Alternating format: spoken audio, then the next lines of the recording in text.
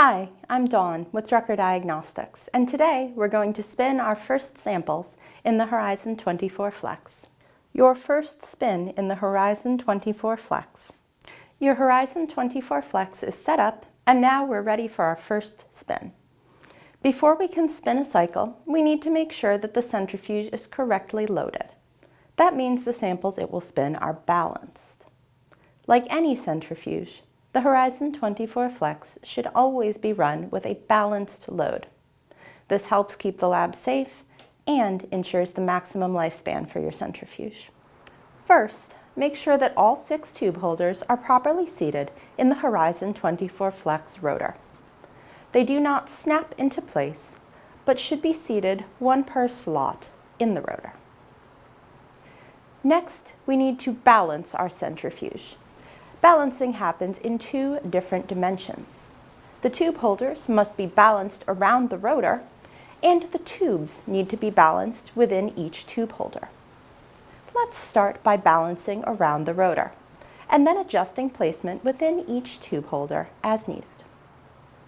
To be balanced around the rotor, each tube holder must hold a tube or tubes of the equivalent size and fill volume as the tube or tubes loaded in the tube holder across from it.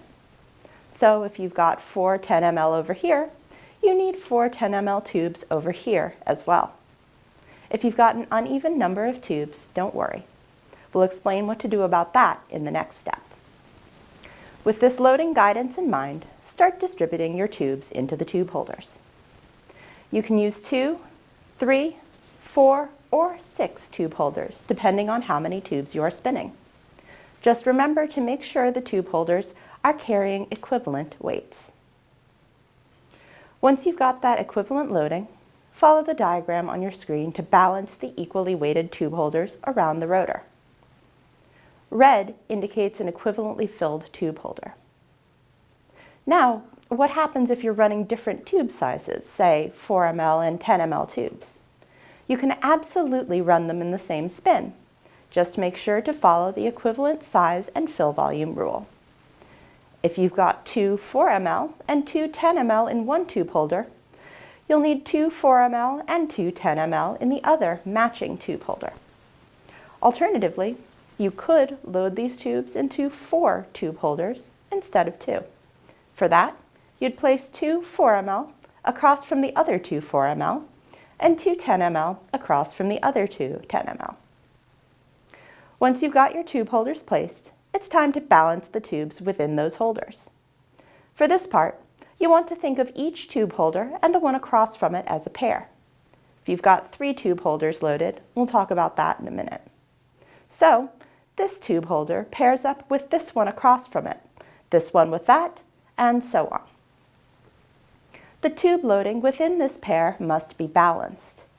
If you have 1, 2, or 3 tubes loaded, refer to the diagram on your screen for the appropriate loading. If you've got 4 tubes loaded, you're all set. If you've got 3 tube holders in place, you'll need to either have 2 tubes or 4 tubes in each.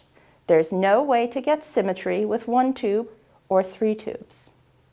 You can redistribute your tubes into a 4th bucket, or you can use a counterbalance tube, or 2 or 3, to hit that 2 or 4 per bucket fill. If you don't have enough tubes to balance your centrifuge, you'll need to create a stand-in to fill the gap. We call this a counterbalance tube. This should be an identical tube filled with an equivalent volume of water as the blood tube that it will match. If the volumes are equivalent, the weights should be too, and you'll get the balance you want. Use your filled counterbalance like a regular tube to get your balance. With your tube holders in place and your samples loaded and balanced, you're ready to spin. Close the lid.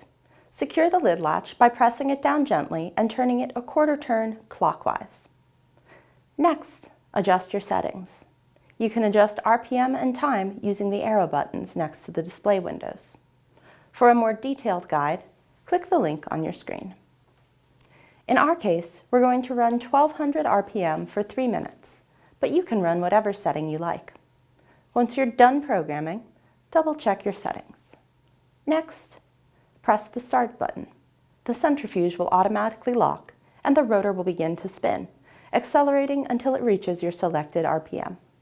It will then run for your chosen time. You can see time remaining on the time screen.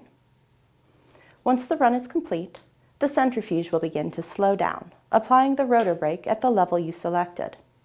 When the rotor is fully stopped, the centrifuge will beep and the lid lights will flash to let you know it's done. The centrifuge will automatically unlock. Turn the lid latch a quarter turn counterclockwise and then lift the lid to retrieve your spun samples.